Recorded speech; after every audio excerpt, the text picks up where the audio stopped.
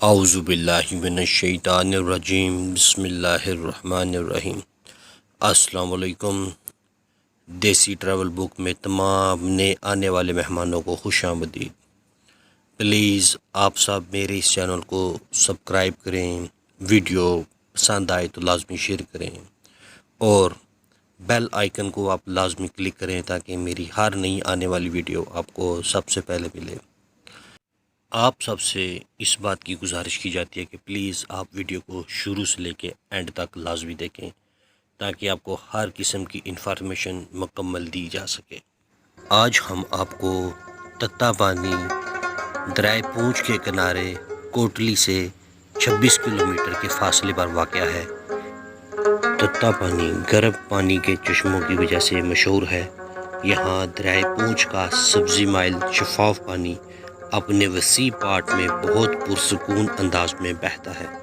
یہاں گرم چشموں کے پانی میں نہانا جلدی امراض کے لیے شفا یابی خیال کیا جاتا ہے۔ چشمہ کے نزدیک سیاحوں کے لیے غسل خانے تعمیر کیے گئے ہیں۔ تتا پانی ایک قدرتی چشمہ ہے جو کہ صدیوں پرانا ہے۔ گرم پانی زمین میں سے ابل کر باہر نکلتا ہے اور بلبلے کی مانند دکھائی دیتا ہے۔ پانی بہت زیادہ گرم ہے۔ گرم پانی ہونے کی وجہ سے لوگ یہاں ایک تجربہ لازمی کرتے ہیں جو کہ انڈا ابالنے کا تجربہ ہوتا ہے، لیکن سب لوگ یہاں ناکام ہی ہوتے ہیں۔ اس کی وجہ یہ ہے کہ پانی مسلسل چل رہا ہے، اس لیے برائے مہربانی اس تجربے سے آپ لوگ گریز کریں۔ اس تجربے کی وجہ سے اس جگہ پر انڈے کی بہت زیادہ سمیل پائی جاتی ہے اور یہاں پتھروں کا رنگ سفیدی مائل ہو گیا ہے۔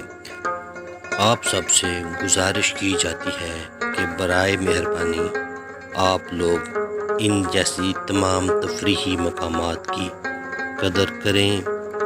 اگر تتا پانی کے بارے میں بات کی جائے تو یہ آزاد کشمیر کا ضلع کوٹلی کا ایک گاؤں ہے جو کہ کوٹلی سے 45 کلومیٹر دور واقع ہے اور راولہ کوٹ سے 26 کلومیٹر دور واقع ہے۔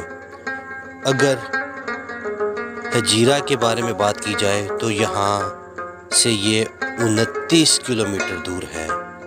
یہاں کے لوگ گھروں کی تعمیرات کے لیے دریائے پونچھ میں سے ریت اور پتھر کا استعمال کرتے ہیں۔ یہ جگہ نہایت پرسکون اور دلکش مناظر اپنے اندر سموئے ہے۔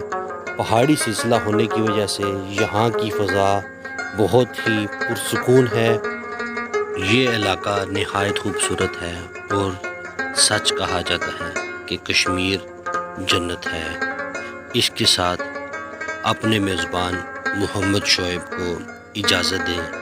زندگی نے اگر ساتھ دیا تو ملیں گے ایک نئے ٹاپک کے ساتھ۔ بہت شکریہ۔ اللہ نگہبان۔ آپ اس ویڈیو کو دیکھیں اور انجوائے کریں۔